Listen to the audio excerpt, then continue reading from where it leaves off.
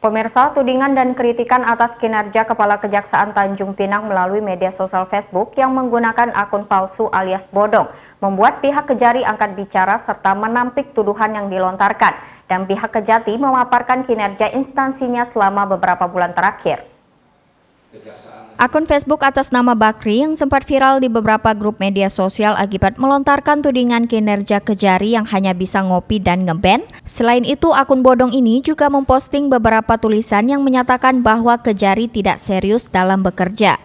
Juga diperparah dengan salah satu postingan yang juga dikirimkan ke laman Facebook Kejaksaan Republik Indonesia yang bertuliskan Kejari Tanjung Pinang petieskan korupsi reses DPRD Tanjung Pinang dan anggota DPRD serta ASN dipanggil dengan diancam dan dimintakan uang. Menanggapi hal itu, pihak Kejari Tanjung Pinang angkat bicara serta memberikan kinerja instansinya selama bulan Januari hingga November 2021, di mana telah menangani kasus tindak pidana korupsi. Saat ini penyidik masih menangani 2 penyidikan, yakni 1 penyelidikan dan 1 penuntutan kasus korupsi, serta kasus yang tengah diselidiki yakni dugaan korupsi proyek peningkatan pemukiman kumuh di kawasan Senggarang, Tanjung Pinang tahun 2020. Kepala Kejari melalui Kepala Seksi Pidana Khusus Dasril Ayusdar mengatakan, dugaan korupsi penyalahgunaan keuangan dalam pengelolaan piutang non-usaha di Badan Usaha Milik Daerah PT Tanjung Pinang tahun 2017 hingga tahun 2019 belum ditetapkan tersangka karena masih dalam perhitungan kerugian negara oleh BPKP. Sedangkan kasus yang tengah diselidiki jaksa yakni indikasi korupsi di Sekretariat DPRD Tanjung Pinang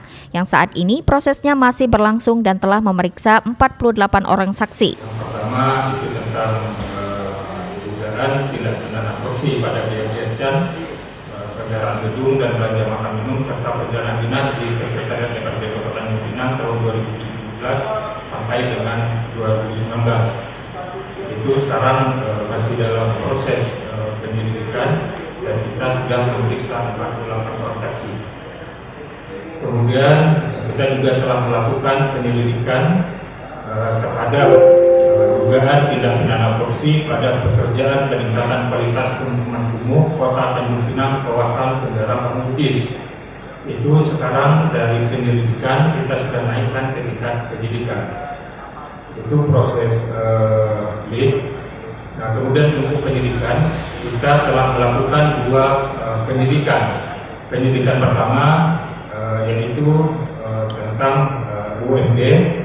Itu sekarang itu dalam proses menunggu hasil perhitungan kerugian keuangan negara oleh BPKP, dan insya Allah dalam waktu dekat itu akan mendapatkan hasil. Sedangkan kasus dalam proses penuntutan yakni kasus korupsi pajak bea perolehan hak atas tanah dan bangunan terkait kasus ini terdakwanya telah dihukum 8 tahun penjara. Sedangkan di bidang intelijen, Kejari Tanjung Pinang juga tengah melakukan penyelidikan dugaan korupsi jual beli aset milik Pemko Tanjung Pinang oleh oknum lurah dan camat kepada oknum pegawai Disdik Kepri yang terindikasi merugikan negara, serta penyelidikan dugaan korupsi penyalahgunaan keuangan di RSUD Tanjung Pinang tahun 2016. Hingga saat ini pihaknya masih tahap klarifikasi serta pengumpulan bahan dan keterangan. Dengan pemaparan kinerja dan kasus yang tengah ditangani oleh pihak Kejari, maka menjadi jawaban atas tuduhan dari oknum yang menggunakan akun bodong tersebut. Muhammad Nazarullah, GoTV News melaporkan.